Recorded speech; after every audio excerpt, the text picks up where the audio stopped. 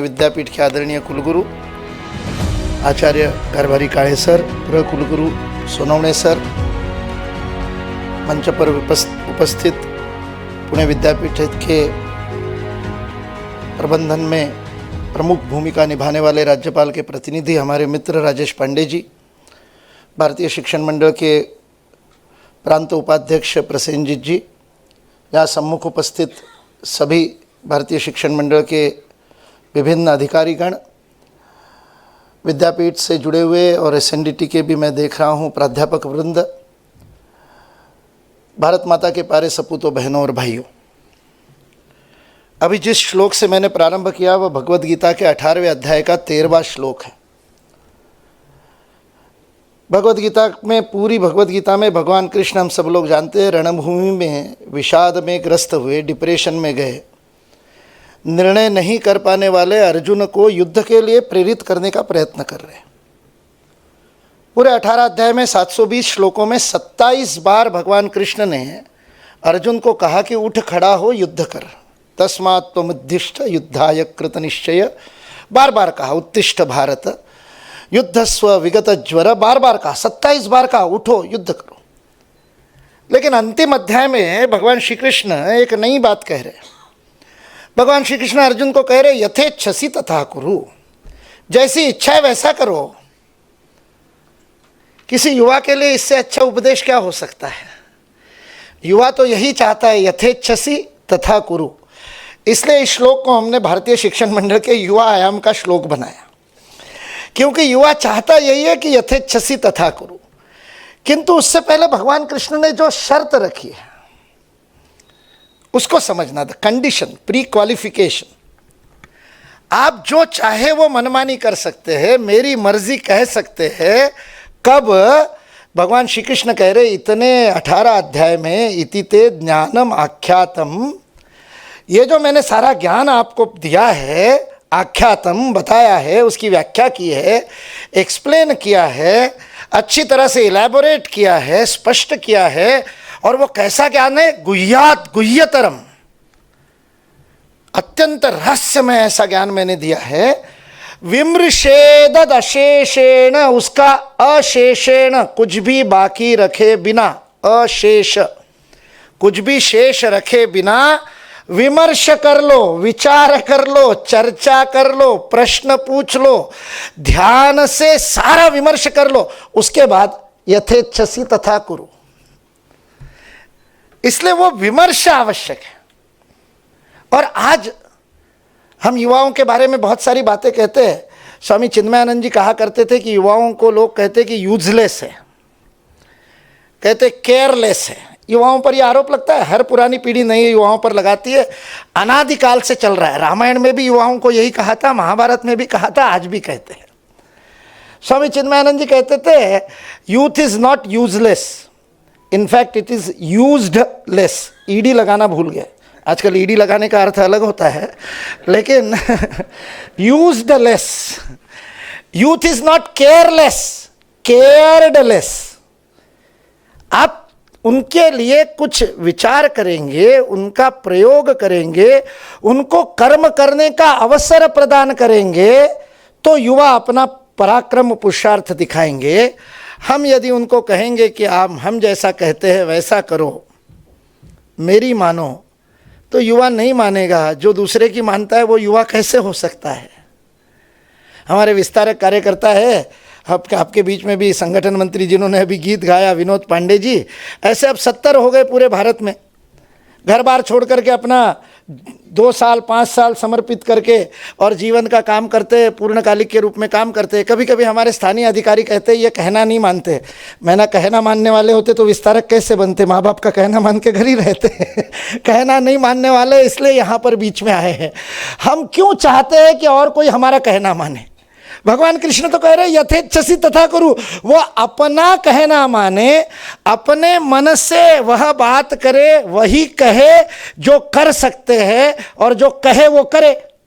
बोले तो ऐसा चाले तो चिवंदा भी पाऊले। तो जो कहे वो करे, ऐसे युवा तैयार करना, यह उद्देश्य लेकर के भारतीय शिक्षण मंडल का युवा आयाम काम करता है। अभी आपका जब कुलगीत प्रारंभ में चला तो मैं बहुत अद्भुत उसकी जो ध्रुवपद है, सारे अंतर ही अद्भुत है, लेकिन ध्रुवपद में एक सुंदर बात कही, ज्ञान और कर्म के संबंध का इतना अद्भुत प्रार्थना हम कर रहे हैं कि हमारा ज्ञान कर्म में परिणित होना चाहिए, और जो भी हम कर्म करें वो ज्ञान से और प्रेरित होना चाहिए, उसके मूल में ज्ञान होना चाहिए। ये इतनी अद्भुत बात कही, किंतु ये इतना कठिन कार्य है। ये विद्या का महत्वपूर्ण उद्देश्य है। विद्या इसी को कहते हैं, when knowledge can be applied, जो आचरित किया जाए ऐसा ज्ञान हो, आचरण में आ सके। लेकिन उसके लिए शिक्षकों को आचार्य बनना पड़ता है। जिसके आचरण से शिक्षा होती है वो आचार्य है। आचार्य होगा तब ज्ञान कर्म में परिणित होगा, और कर्म के पृष्ठ में यदि ज्ञान रहना है तो विमर्श करना पड़ेगा। विमृशेदत अशेषेण यथेच्छसि तथा कुरु, कुरु यानी कर्म, कर्म कुरु करने से पहले और विमर्श होना चाहिए। हम विमर्श का अवसर प्रदान कर रहे हैं क्या? हम विमर्श कर रहे हैं क्या शिक्षा क्षेत्र में? इसलिए उसका अवसर देने के लिए यह अद्भुत एक ऐसा पूरा अखिल भारतीय स्तर पर एक बड़ा अभियान, जिसका आज यहाँ पर शुभारंभ आपके सामने पुणे विद्यापीठ में, पुणे विद्यापीठ के सहयोग से, सह आयोजकत्व में, पुणे विद्यापीठ आगे चल कर के इस बात को अपना अभियान बना करके हाथ में लेकर के कर रहा है। उसके लिए काळे सर, सोनवणे सर और सभी को धन्यवाद देना तो इनके साथ में अन्याय होगा, क्योंकि ये साथ में मिलकर के काम कर रहे हैं। मैं इन सबको ऋणी रहना चाहता हूँ कि हम साथ मिलकर के ये काम करें, क्योंकि वास्तविकता में ये विद्यापीठों का काम है। विद्यापीठों ने किया होता तो शिक्षण मंडल को करना ही नहीं पड़ता। शिक्षण मंडल ये अभियान इसीलिए कर रहा है, इसलिए आप साथ मिलकर के इस काम को कर रहे हैं। ये विमर्श का अवसर प्रदान करने वाला काम है, क्योंकि विमर्श करने के लिए तप करना पड़ता है, अपने अंदर जाना पड़ता है, गहरी छलांग लगानी पड़ती है, बाहर नहीं अंदर। कर्म की छलांग बाहर तब लगाई जाती है जब अंदर छलांग लगाते, जो सुभाष चंद्र बोस ने लगाई थी।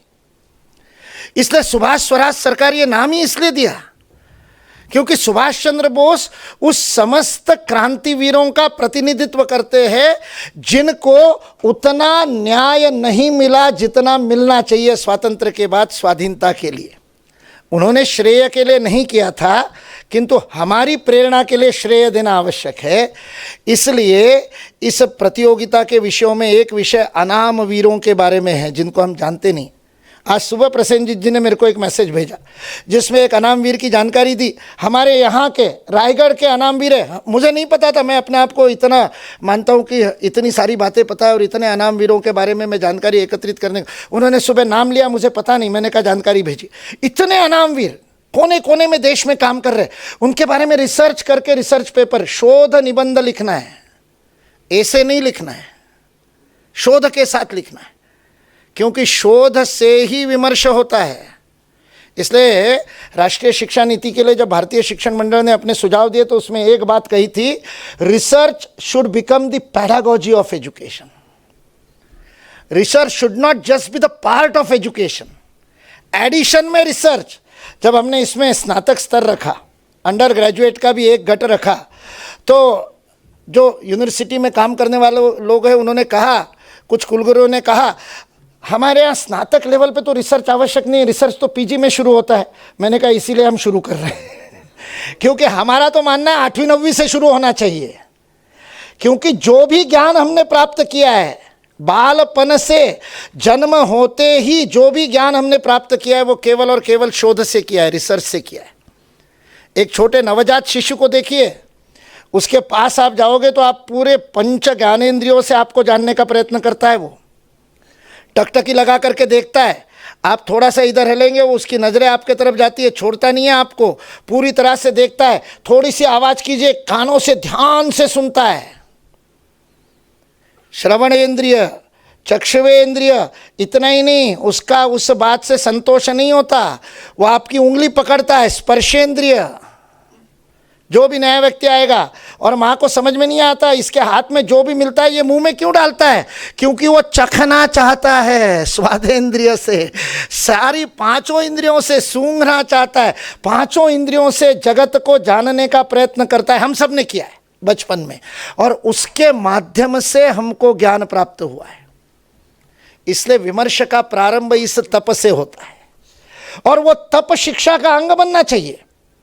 इसलिए हमने कहा अंडर ग्रेजुएट भी लिखेंगे रिसर्च पेपर, और उनको रिसर्च पेपर में और ऐसे में भेद नहीं पता है, कोई बात नहीं। भारतीय शिक्षण मंडल शोध पत्र लेखन के लिए उनकी आनंदशाला लेगा।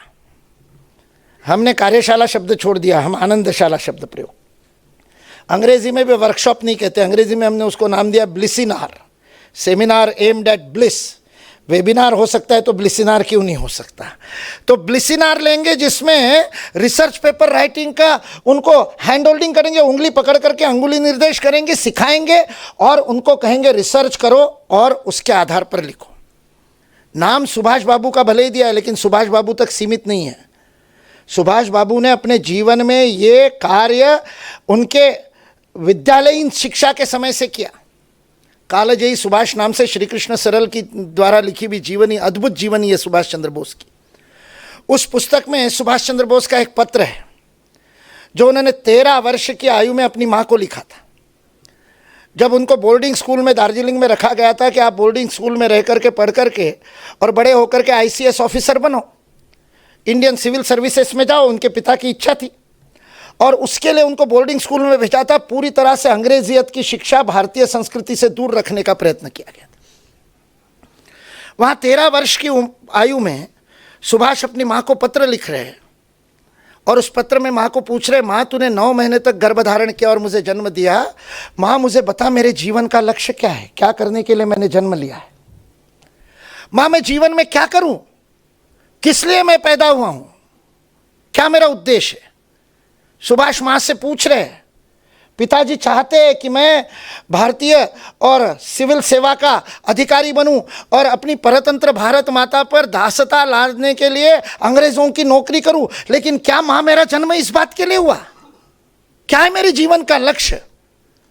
इतिहास को नहीं पता नहीं कि मां ने क्या उत्तर दिया, लेकिन इतिहास ये जानता है कि इस प्रश्न को पूछने वाले सुभाष के जीवन में एक अद्भुत जीवन लक्ष्य का उदय हुआ और उन्होंने अपना समस्त जीवन मातृभूमि को समर्पित कर दिया। इसलिए युवाओं की वो प्रेरणा है कि आज हम क्या करेंगे। उस समय राष्ट्र के लिए बलिदान करने की आवश्यकता थी, राजनीतिक रूप से प्रयत्न करके देखा, रुग्ण होते हुए भी, रुग्ण शैया पर थे, बीमार थे, प्रचार करने के लिए जा नहीं पाए, उसके बाद भी कांग्रेस के अधिवेशन में कांग्रेस के अध्यक्ष चुनकर के आए, पट्टाभी सीतारामैया को हरा करके, और बहुत बड़ी मार्जिन से चुनकर के आए। इतनी लोकप्रियता राजनीति में थी। उसके बाद भी ध्यान में आया कि ये मार्ग संभवतः बहुत लंबा मार्ग है और इससे शायद स्वातंत्र्य मिलेगा नहीं। रणाविन स्वातंत्र्य कोणा में आले, स्वातंत्र्यवीर सावरकर कहते। सुभाष बाबू के मन में भी वह विचार आया और इसलिए कांग्रेस से और त्यागपत्र देने के बाद वो अंग्रेज़ों द्वारा नज़र कैद बनाने से उसमें से छूट करके, और हम सब लोग जानते हैं किस प्रकार अफगानिस्तान, ईरान के रास्ते से होते हुए यूरोप में गए। ये तो इतिहास हम सब लोग जानते हैं, लेकिन आप कल्पना करके देखिए रत्नागिरी में बैठ करके सावरकर के साथ उनकी क्या चर्चाएं हुई। इसलिए जो छठा विषय रखा है वह छठा विषय भारत के संविधान सभा में चर्चा हुई थी। भारत की संविधान सभा में संविधान बनाते समय संविधानकर्ताओं ने इस बात पर चर्चा की थी कि प्रत्येक भारतीय को लश्कर का, मिलिट्री का एजुकेशन मिलना चाहिए, सैनिक प्रशिक्षण मिलना चाहिए। उस समय जनरल करियप्पा के पास में जब ये विचार गया तब जनरल करियप्पा ने कहा कि यह संभव नहीं है क्योंकि इतना बड़ा इंफ्रास्ट्रक्चर सेना के पास नहीं है। उस समय 35 करोड़ आबादी थी, इतने लोगों को दे सके। और इसलिए तब नेशनल कैडेट कोर का और एनसीसी का प्रारंभ हुआ था और प्रारंभ में 1960 में प्रारंभ होने के बाद 1964 तक एनसीसी की सदस्य संख्या करोड़ों में थी। 1.5 करोड़ एनसीसी कैडेट्स 1964 में थे। पर फिर उस समय रिसोर्सेज का समस्या आई और उस कारण से उसको सीमित किया गया। आज केवल 15 लाख कैडेट बनते। इसलिए जब उस राष्ट्रीय समिति में हमको इस बात पर विचार करने के लिए प्रधानमंत्री ने हमारी समिति बना करके कहा कि आप विचार करके बताइए एनसीसी ज़्यादा प्रभावी कैसे हो, अधिक से अधिक लोगों तक कैसे पहुँचे, और उसके रिकमेंडेशन हमने सरकार को दिए। उस पर चर्चा करते समय ध्यान में आया कि यह सैनिक अनुशासन जो सुभाष चंद्र बोस ने आज़ाद हिंद सेना में किया, और उस समय आप सोचिए 40 के दशक में, उससे पहले 30 के दशक के अंत में 1937-38 में सुभाष चंद्र बोस महिलाओं का पथक बना रहे। इसलिए आज जिस जेंडर इक्वालिटी सावित्रीबाई फुले के नाम से बने हुए विद्यापीठ में हम बात कर रहे हैं, तो सुभाष चंद्र बोस ने उसको साकार करके दिखाया। और केवल सेना नहीं निर्माण किया आज़ाद हिंद सेना, उसका अगला चरण किया। उनकी विदेश नीति के बारे में इसलिए चर्चा करने के लिए कहा है, उनकी नहीं, उनसे प्रारंभ होकर आज तक भारत की विदेश नीति किस प्रकार से रही, और आज फिर एक बार कैसे सुभाष बाबू के विचारों के अनुसार एक शक्ति के केंद्र के रूप में विदेश नीति। आप कल्पना कीजिए, भारत से विस्थापित होकर के निकल करके गया हुआ व्यक्ति और जर्मनी में जाकर के और हिटलर से मिलता है, मिलने के लिए कुछ सेकंड का समय मिलता है और उसके बाद में 40 मिनट तक हिटलर उनकी बात सुनते रहते। किस प्रकार के वक्ता होंगे। हिटलर जैसे तानाशाह को और समझाने की क्षमता रखने वाले, किस प्रकार की अद्भुत राष्ट्रहित की विदेश नीति का एक नमूना उन्होंने दिया। और इसलिए इस प्रतियोगिता के नाम में सरकार जो शब्द है वह आज़ाद हिंद सरकार के संबंध से है कि सुभाष चंद्र बोस की विशेषता यह है कि सुभाष चंद्र बोस ने केवल और केवल स्वातंत्र प्राप्ति के लिए और सैनिक विद्रोह या जिसको कहते हैं हिंसात्मक वायलेंट मेजर्स का उपयोग करके और शस्त्र के साथ में प्रयोग किए, इतनी सी बात नहीं है। एक बहुत बड़ी राजनीतिक सोच को लेकर के वो चल रहे थे और जिसको गवर्नमेंट इन एग्जाइल कहते हैं। जैसे आज तिब्बत की सरकार भारत में है, तिब्बत चीन के कब्जे में है, किंतु दलाई लामा के साथ धर्मशाला में आप जाओगे तो वहाँ तिब्बत की सरकार है, पूरे प्रधानमंत्री है, प्रधानमंत्री से लेकर पूरा मंत्रिपरिषद है और वह सरकार भारत से काम करती है। यह विश्व राजनीति की जो उनकी समझ है, कूटनीति की जो समझ है, डिप्लोमेसी की समझ है। और इसलिए 21 अक्टूबर 1942 बहुत महत्वपूर्ण दिन है कि जिस दिन सिंगापुर में जापान की सहायता से सुभाष चंद्र बोस आज़ाद हिंद सरकार की स्थापना करते हैं और उस आज़ाद हिंद सेना के प्रथम प्रधानमंत्री सुभाष चंद्र बोस हैं। इसलिए जब 3 साल पहले हमारे प्रधानमंत्री जी ने 2 साल पहले हमारे प्रधानमंत्री जी ने अंडमान में जाकर 30 दिसंबर को तिरंगा फहराया और उस समय प्रधानमंत्री जी ने ट्वीट किया, आज़ाद हिंद सरकार के प्रथम, भारत की आज़ाद हिंद सरकार के प्रथम प्रधानमंत्री सुभाष चंद्र बोस द्वारा 30 दिसंबर 1943 को अंडमान में किए गए और तिरंगा फहराने के कार्यक्रम की हम याद में ये काम कर रहे हैं। तो लोगों ने आलोचना की, प्रथम प्रधानमंत्री कैसे क्या हो गए सुभाष बाबू। लेकिन उनका दृष्टि देखिए, स्वतंत्रता से 4 साल पहले सरकार स्थापन करते हैं। उनकी विदेश नीति देखिए, विश्व के 16 देश उस समय द्वितीय महायुद्ध की स्थिति चल रही है, उसके बाद भी विश्व के 16 देश उस सरकार को मान्यता देते, रिकॉग्नाइज करते। आज विश्व की राजनीति इतने आगे बढ़ गई, उसके बावजूद ताइवान को और भारत ने भी अभी तक रिकॉग्नाइज नहीं किया है।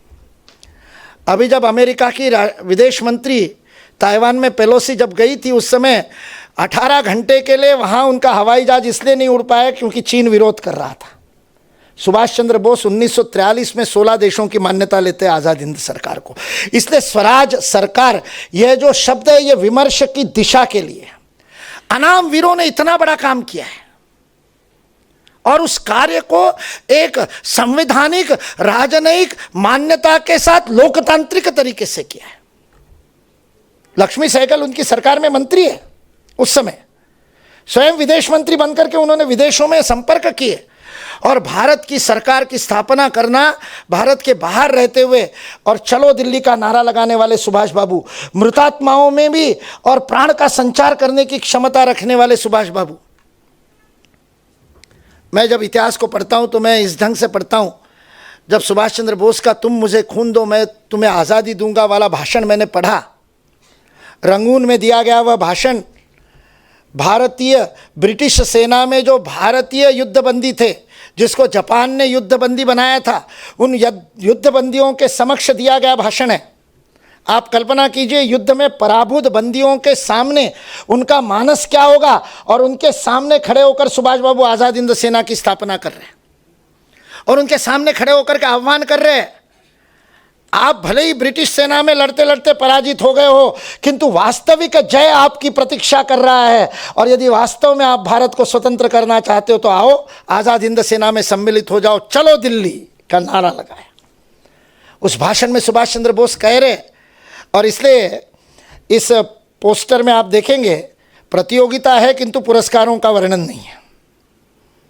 पुरस्कारों की लालच से प्रतियोगिता में आने की बात नहीं है, क्योंकि उस रंगून के भाषण में सुभाष बाबू कह रहे हैं आपको वेतन तो क्या भोजन भी दे पाऊंगा कि नहीं इसकी मेरे पास में और निश्चित ही नहीं है, क्योंकि यदि धन एकत्रित हुआ तो सबसे पहले गोला बारूद खरीदेंगे, एम्युनेशन खरीदा जाएगा, फिर पैसा बचा तो भोजन और फिर पैसा बचा तो गणवेश। क्या नंगे पांव कांटों में चलकर भूखे पेट भारत के लिए लड़ने की तैयारी है? अगर ऐसा बलिदान करने के लिए तत्पर हो तो आओ और आजाद हिंद सेना में सम्मिलित हो जाओ।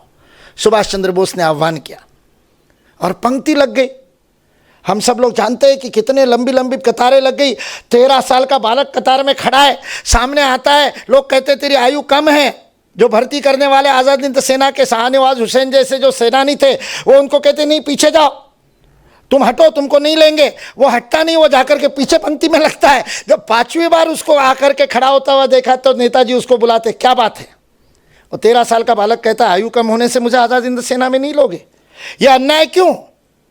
मेरे पिता ने देश के लिए बलिदान किया, मैं अपने पिता जैसा बलिदान करना चाहता हूं। सुभाष बाबू कहते ठीक है, तुम आज़ाद हिंद सेना में नहीं आ सकते, किंतु आज़ाद हिंद सेना की सेवा कर सकते हो। और तब उन्होंने एंसिलियरी यूनिट बनाई जो सेवा करती थी। ये घटना जब मैंने पढ़ी और वो जब भाषण पढ़ा तब मैंने अपने आप से प्रश्न पूछा, उस समय यदि सुभाष बाबू के सामने मुकुल तू उपस्थित होता तो क्या करता?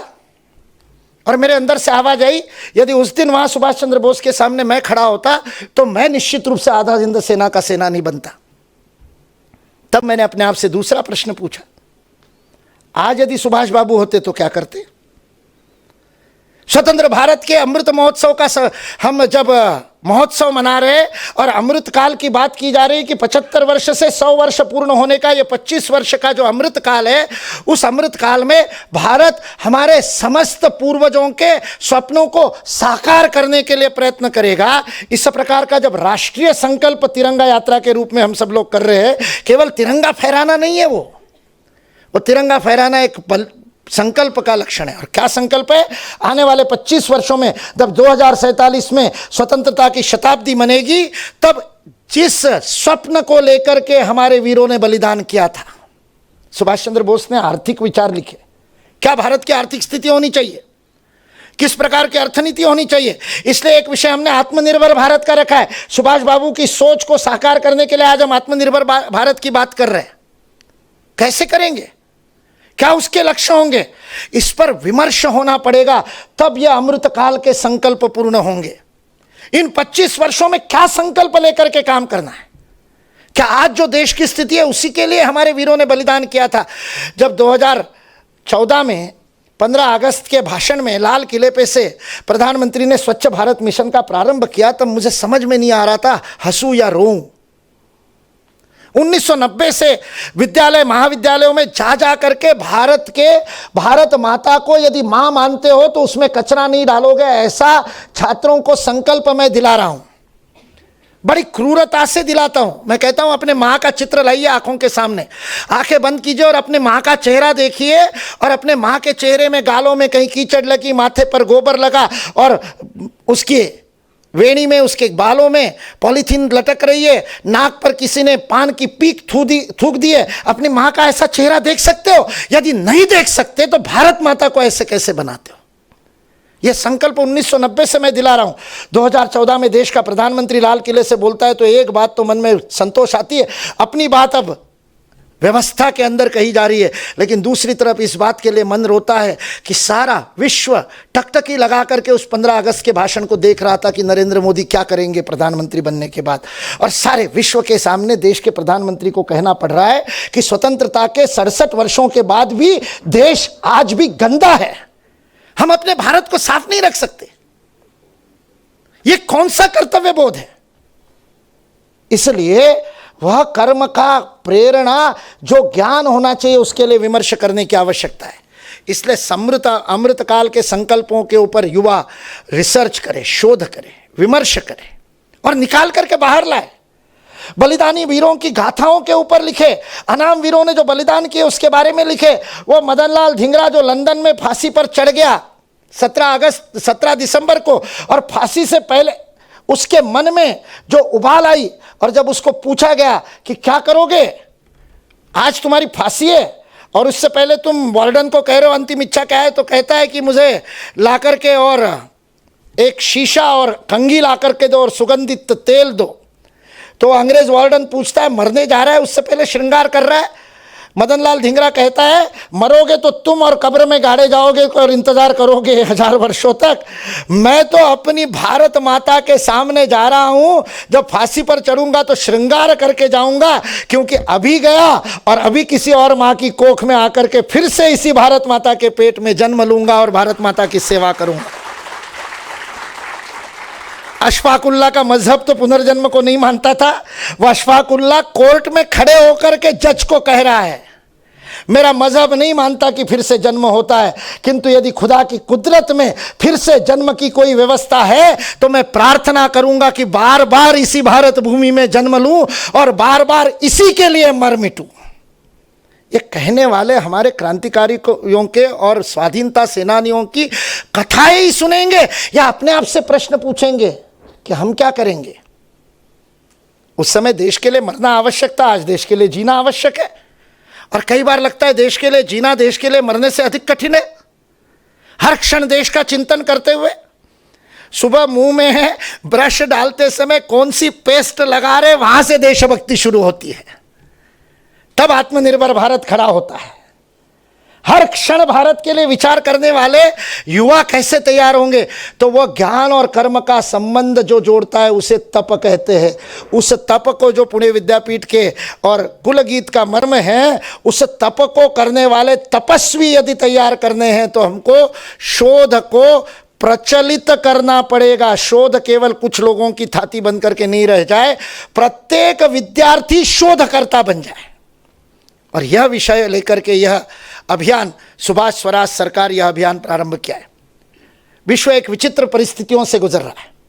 अभी पिछले सप्ताह, 1 महीना पहले श्रीलंका की क्या हालत हुई, पिछले सप्ताह चीन में क्या हो रहा है, ताइवान में क्या हो रहा है, अमेरिका में क्या हो रहा है, सारे विश्व में उथल पुथल मची हुई है। और ये उथल पुथल केवल आर्थिक नहीं है, पर्यावरण के क्षेत्र में उथल पुथल मची हुई है। क्या होगा, और सारा विश्व मार्गदर्शन चाहता है। और उस मार्गदर्शन देने का सामर्थ्य यदि किसी एक संस्कृति में, किसी एक देश में होगा, किसी एक युवा समाज में होगा, तो वह भारत है। क्योंकि भारत के पास ही वह सामर्थ्य, शक्ति, परंपरा और अनुभव है सबको साथ में लेकर के चलने का। दुनिया का एकमात्र देश जिसमें विभिन्न संप्रदायों और पंथों के लोगों के सभी प्रकार, ईसाइयों में 108 डिनोमिनेशंस है, अलग अलग, Catholic, Protestant, Baptist, Seventh Day Adventist, Lutheran, Anglican, इतने प्रकार के चर्च है। और दुनिया में जो 50 से अधिक ईसाई देश है, अमेरिका सहित। अमेरिका का संविधान सेक्युलर नहीं है, अमेरिका का संविधान ईसाई संविधान है। ये ईसाई देश अपने मूल जो उनका डिनोमिनेशन है, पंथ है, उसके अलावा बाकी पंथों को नहीं आने देते। जर्मन लुथेरियन है तो जर्मनी में एंग्लिकन चर्च नहीं खुल सकती। कहीं प्रोटेस्टेंट हावी है तो वहां पर कैथोलिक नहीं जा सकते। फ्रांस में कैथोलिक हावी है तो वहां प्रोटेस्टेंट नहीं जा सकते। दुनिया का एकमात्र देश जिसमें ईसाइयों के पूरे 108 डिनोमिनेशन मिलते हैं, उनके चर्च मिलते हैं, वो भारत देश है। वही बात शिया, सुन्नी, अहमदिया, बोहरा की है। यह आपस में ईरान इराक की नहीं पड़ती, क्योंकि एक शिया है एक सुन्नी है, आपस में लड़ते रहते। भारत एकमात्र देश है जिसमें इस्लाम के 36 फिरके रहते हैं। इतना बड़ा अनुभव सद्भाव का किसके पास है? वह सारे विश्व का मार्गदर्शन कर सकता है। आज लंदन में अभी जहां पर गुलाम मंडल देशों के खेल चल रहे थे, कॉमनवेल्थ का हिंदी में अनुवाद मैं ये करता हूं, उस बर्मिंघम में 150 शरिया कोर्ट खुले। आज पूरा यूरोप समझ नहीं पा रहा इस डेमोग्राफिक इम्बैलेंस का क्या करे। उनको समझ में नहीं आ रहा, फ्रांस को समझ में नहीं आ रहा। फ्रांस और नॉर्वे और उसको दबाने की कोशिश कर रहे। ब्रिटेन और हॉलैंड जैसे देश शरणागति, उनको समझ में नहीं आ रहा क्या करना। भारत एक ऐसा देश है जो सदियों से इस बात को जी रहा है, अनुभव है। सारे विश्व का मार्गदर्शन करने की क्षमता भारत में है, हर विषय में। किंतु उसके लिए भारत में तपस्वियों को बनना पड़ेगा, ऋषियों को बनना पड़ेगा, ज्ञानियों को बनना पड़ेगा, उस ज्ञान का सृजन करना पड़ेगा जिस भारत के बारे में विश्व कहता था कि यहाँ से हमें ज्ञान और प्रेम का संदेश मिलता है। उस भारत के रिसर्च पेपर विश्व में जाते हैं। तो मुझे बता रहे थे, नेचर और साइंस के एडिटर्स के साथ बात चल रही थी, अभी टेलर एंड फ्रांसिस वाले RFRF के साथ MOU करना चाहते हैं, उनके साथ 3 बैठकें हुई। उस समय जब विश्व की प्रसिद्ध प्रकाशन कंपनियों के साथ बात कर रहे थे तो वो कहते थे हमारी सबसे बड़ी समस्या ये है कि आज भारत से कोई रिसर्च पेपर इन जगह पर पब्लिकेशन के लिए जाता है तो बाकी देशों का प्लेगरिज्म 2 बार चेक होता है, तो भारत वालों का 4 बार चेक होता है। ये क्या स्थिति है? आज हमको इस विषय पर विचार करना पड़ेगा और ये बदलना है तो हमको शोध पत्र लेखन के लिए तत्पर होना पड़ेगा, प्रामाणिकता से, ऑथेंटिसिटी के साथ, और भारत के ज्ञान को विश्व में रखना पड़ेगा। तब हम वास्तविक अर्थ में भारत माता को विश्व गुरु के रूप में पुनर्स्थापित कर सकेंगे। यह अभियान में पुरस्कार क्या मिलेंगे, मैंने बात छेड़ करके छोड़ दी थी, उस बात को बता करके अपनी वाणी को विराम देता हूं। पुरस्कारों में हमने लोभ नहीं दिया है, लालच नहीं दिया है। हम चाहते सुभाष बाबू के नाम पर होने वाली प्रतियोगिता का पुरस्कार भी त्याग से हो। आप क्या दोगे, यह पुरस्कार है। जो पूरे देश में प्रतियोगिता हो रही है, प्रांत में चारों कैटेगरी में जो सिलेक्ट होंगे, वो सिलेक्ट होने वालों को हम आह्वान करेंगे कि आप आओ और देश के लिए काम करो। इसलिए 21 अक्टूबर से पहले प्रांत के रिजल्ट आ जाएंगे, क्योंकि वो 21 अक्टूबर को आज़ाद हिंद सरकार की स्थापना हुई थी। और वो रिजल्ट ऐसे ही घोषित नहीं होंगे, दिन भर का युवा सम्मेलन होगा, उसमें युवा साथ में आकर के चर्चा करेंगे कि हम देश के लिए आज क्या कर सकते हैं। सुभाष बाबू आज होते तो क्या करते और हम क्या कर सकते। उस समय होते तो आज़ाद हिंद सेना में होते, आज होते तो आज़ाद हिंद सेना क्या करती, वह BSM का युवा आयाम बन जाए। और उसके लिए विचार विमर्श करेंगे, अपने जीवन में क्या करेंगे। उसके बाद में जो प्रांत स्तर से सिलेक्ट होकर के जाएंगे, वो देश में और युवाओं का जो रिसर्चर्स का कॉन्क्लेव होगा, शोध समागम होगा, उसके अंदर सम्मिलित होंगे।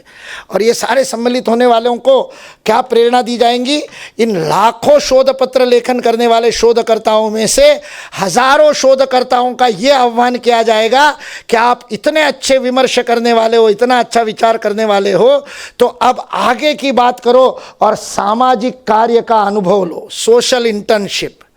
इसलिए 1 दिसंबर से 30 दिसंबर तक मी फॉर माई नेशन, मैं मेरे देश के लिए 1 महीना लगाऊंगा, ऐसे कहने वाले 1 महीने सामाजिक कार्यानुभव लेने के लिए देश के किसी भी कोने में जाकर के काम करने के लिए तैयार युवाओं को एकत्रित करेंगे। वो 1 से 30 दिसंबर तक देश के कोने कोने में जाएंगे, वहाँ के लोकमन संस्कार करना, अभी गीत गाया, उसे करेंगे, लोगों के साथ बात करेंगे, लोगों से चर्चा करेंगे। जो इस शोध के गहन शोध के बाद निकले हुए मोती होंगे ज्ञान के, वो उनके साथ चर्चा करेंगे कि स्वाधीनता का क्या अमृत महोत्सव का अर्थ है, क्या अमृत महोत्सव के संकल्प है, कैसे आत्मनिर्भर भारत बनेगा। और 30 दिसंबर को, जिस दिन अंडमान में सुभाष बाबू ने तिरंगा फहराया था, उस दिन जहां पर आपने सामाजिक कार्यानुभव करने के लिए आप जाएंगे, वहां पर अधिक से अधिक स्थानों पर भारत माता का पूजन कराएंगे, सुभाष बाबू को याद कराते हुए। इसलिए पुरस्कार में आपको क्या मिलेगा, भारत माता के लिए जीने का अवसर मिलेगा। यह पुरस्कार है, देने का अवसर मिलेगा, बलिदान का अवसर मिलेगा, वीरता का अवसर मिलेगा, पराक्रम करने का अवसर मिलेगा, अपने जीवन को सार्थक बनाने का अवसर मिलेगा। जो प्रश्न सुभाष ने अपनी मां को पूछा था, वो प्रश्न अपने मन में जगाने का अवसर मिलेगा और उस प्रश्न का उत्तर पाने का अवसर मिलेगा। अपने अंदर की इस महानता के जागरण के इस अभियान में यहां बैठे हुए सब लोग तो सम्मिलित हो ही। अभी चले जाए bsmbharat.org की वेबसाइट पे और अभी रजिस्ट्रेशन कर ले, पंजीयन कर ले 30 अगस्त से पहले। लेकिन उससे बड़ा काम है इस संदेश को अधिक से अधिक लोगों को पहुंचाकर अधिक से अधिक छात्रों को, युवाओं को, चौथा ओपन सेक्शन है ना, जिसमें असिस्टेंट प्रोफेसर जिनकी आयु 40 से कम है वो भी आ सकते हैं, बाहर IT सेक्टर में काम करने वाले, व्यापारी, डॉक्टर, इंजीनियर, वकील, CA, 40 से कम उम्र का कोई भी व्यक्ति आ सकता है। उनको प्रेरित करे अधिक से अधिक लोगों को लिखने के लिए। उन लोगों के पास जाए जो कहते हैं अरे मैं कैसे लिखूंगा, आजा तू, तो इनको हम सिखाते हैं कि कैसे रिसर्च पेपर लिखा जाता है, कैसे खोजा जाता है। सर्च केवल गूगल में नहीं होता, गूगल सर्च से तो बहुत कुछ मिलता है, लेकिन फालतू का कचरा भी बहुत आता है। जो वास्तविकता में शोध करना चाहते हैं वही गूगल स्कॉलर में सर्च करते हैं। वही शब्दावली गूगल स्कॉलर में scholar.google.com में डालने से उस विषय के शोध पत्र मिलते हैं। एल्सवेयर में कैसे सर्च किया जाता है, academia.edu पे कैसे सर्च किया जाता है, archives.org पे कैसे सर्च किया जाता है, यह सिखाया जाएगा। इसके माध्यम से विषय को समझ करके अध्ययन करना, तो उसका लाभ आपको अपने अध्ययन में मिलेगा। वो साइड इफेक्ट है, उसके लिए नहीं आना, देश को कुछ देने के लिए आना है। यह प्रश्न ही भी पूछना कि मुझे क्या मिलेगा। AICTE ने कहा हम बन जाते, किसी ने कहा UGC को साथ में ले लो तो इनको API के अंक मिलेंगे। मैंने कहा उस API ने तो गड़बड़ घोटाला किया है सारा का सारा। लालच से रिसर्च नहीं, कुछ मिलेगा उसके लिए शोध नहीं, कुछ देना है उसके लिए शोध करने वाले ऐसे शोधवीर, ऐसे प्रज्ञावीर, ऐसे बौद्धिक वीर हम सब लोग बने। इसी प्रार्थना के साथ अपनी वाणी को विराम देता हूं। जय हिंद।